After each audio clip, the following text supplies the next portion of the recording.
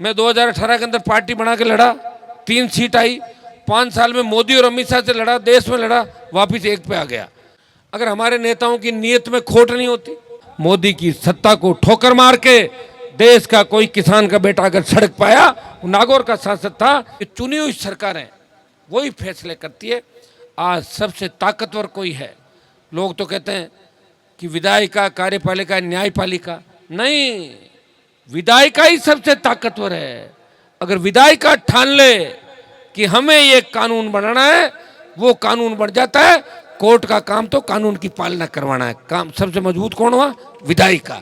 लेकिन हमारे लोग कमजोर हैं, इतने कमजोर के तो गुलामी, लोगों के खून के अंदर गुलामी, लंबी मानसिकता बदल नहीं सकती, लंबा समय लगेगा।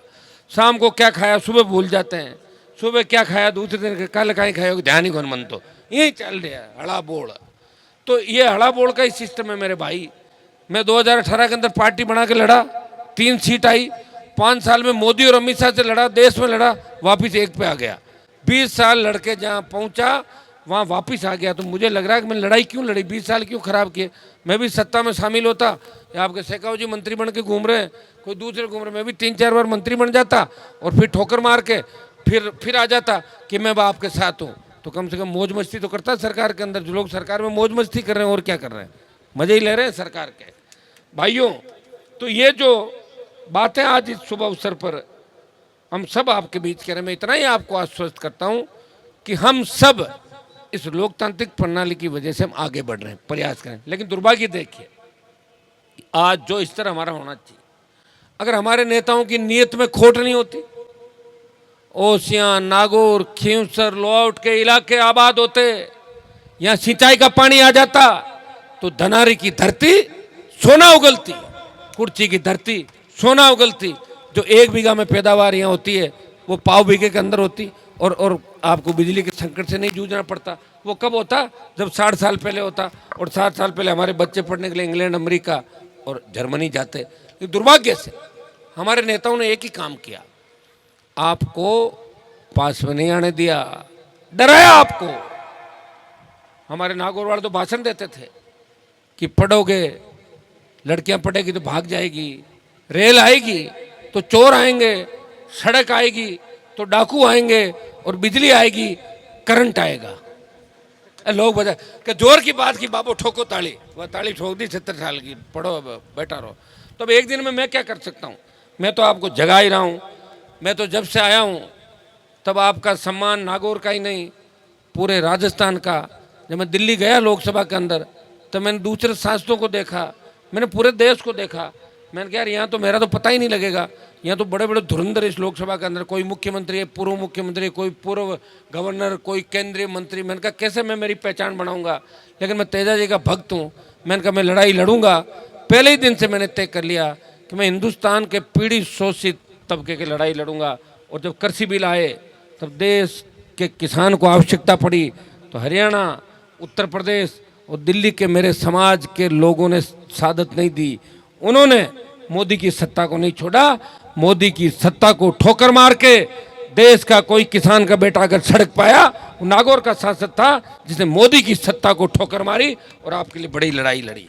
जब सेना को ठेके पे दिया, तब लड़ने वाला कोई मजबूत आपका भाई सड़क पाया, जिन्हें जोधपुर में 2 लाख जवानों की रैली करके मोदी अमित शाह को चेतावनी दी, आ रहे हैं दिल्ली की तरफ, तैयार हो जाओ। हनुमान बेनीवाल था जिन्हें छोटे भाइयों की लड़ाई लड़ी। जब देश की पहलवान बेटियों को जिस तरह उनके साथ अत्याचार, अन्याय हुआ, वो जब जंतर मंतर पे बैठी थी न्याय के लिए, उस समय देश का पहला कोई सांसद उन बेटियों को बचाने के लिए गया, उनको न्याय दिलाने के लिए गया। वो नागौर का सांसद आपका भाई था, उन पहलवान बेटियों को न्याय दिलाने के लिए सबसे पहले सड़क पे गया।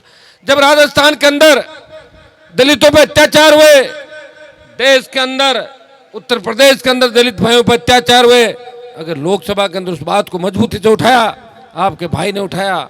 आपके भाई ने लोकसभा के अंदर ये कहा कि राजस्थान वो प्रांत है जहाँ जाट, मुस्लिम, मीणा, मेघवाल, गुजर, इनकी आबादी अगर जोड़ें तो इनकी आबादी होती है 70%। लेकिन हाईकोर्ट का जज नहीं हमारा, ये बात उठाने के लिए बहुत बड़ा कलेजा चाहिए लोकसभा के अंदर। हनुमान बेनीवाल ने बार बार उठा, परिणाम ये हुआ मीणा भी हाई कोर्ट के जज बने और मुस्लिम भी हाई कोर्ट के जज बने। बाकी अब धीरे धीरे समय के साथ बन जाएंगे। सारी चीज़ें मेरे हाथ में नहीं है, मेरे हाथ में मैं खुद हूँ। और आप जो कहते हो वही कूद पड़ता हूँ, हर जगह आप देखते हो। अभी 2-3 दिन पहले नहीं देखा बीकानेर के अंदर जब मामला बिगड़ गया था, मैं गया था, मैंने भजन लाल सरकार को चेतावनी दी, सोमवार तक अगर ठीक नहीं किया ईंट से ईंट बजा दूंगा। दूसरे दिन सारा काम हो गया, हुआ कि नहीं हुआ। तो हर कौम के अंदर मजबूत नेता चाहिए हमें। एक मैं अकेला कुछ नहीं कर पाऊंगा, मैं अकेला सांसद हूँ। भाइयों, मेरे साथ भाई चंद्रशेखर और हमने मिलकर लड़ाई लड़ी। आपको पता उसका परिणाम क्या हुआ? परिणाम ये हुआ कि वो भी लोकसभा के अंदर आ गए मेरे साथ। आए कि नहीं आए? हम दोनों आ गए, अलायंस हुआ। कांग्रेस वाले इस बात को नहीं मानते, वो तो कह रहे कि हमारी लहर चली थी कांग्रेस की। लेकिन कांग्रेस अगर मेरे से अलायंस नहीं करती तो कांग्रेस जीरो पे रहती। कांग्रेस को फायदा ज़्यादा हुआ और थोड़ा फायदा मुझे भी हुआ, 2.5-1 लाख वोटों का, 3 लाख का। लेकिन कांग्रेस को 20-25 लाख का फायदा हुआ। तो ऐसे हमारे भाई लोकसभा के अंदर हम आ गए। मैं आपको विश्वास दिलाता हूँ कि दलितों के खिलाफ जहाँ भी देश के अंदर अत्याचार अन्याय हो रहा, पहली बात तो हम यहाँ जहाँ भी जाते हैं एक ही बात कहते हैं कि जब तक दलित जिनको बोला है, मैं कह रहा हूँ पिछड़े शोषित हमारे भाई जब तक बराबर नहीं आएंगे तब तक ये देश बराबर आ ही नहीं सकता। आप स्वर्णिम भारत की और अमृत महोत्सव की बातें करते हो, आज भी छुआछूत, ऊंच नीच, मंदिरों में तालाबों में अगर रोक की बात आती तो निश्चित रूप से हम समझदार नहीं हैं। और ये काम कौन करेगा? हम लोग करेंगे, अलग अलग समाजों के लोग करेंगे। मैं जाट राजपूतों के अंदर कई बार बीच में बड़े गाँव में जाता हूँ, उनको भी कहता हूँ कि तुम यार कम से कम समझदार समाज हो, तुम तो ध्यान रखो, तुम ऐसा कोई करते काम मत करो जिससे लोग हमारे पे उंगली उठाए कि आप वो समाज से आते हो, उन्होंने ये अत्याचार अन्याय किया। ये मूर्तियाँ तोड़ने की जो घटनाएं बार बार होती है, कभी नहीं होनी चाहिए।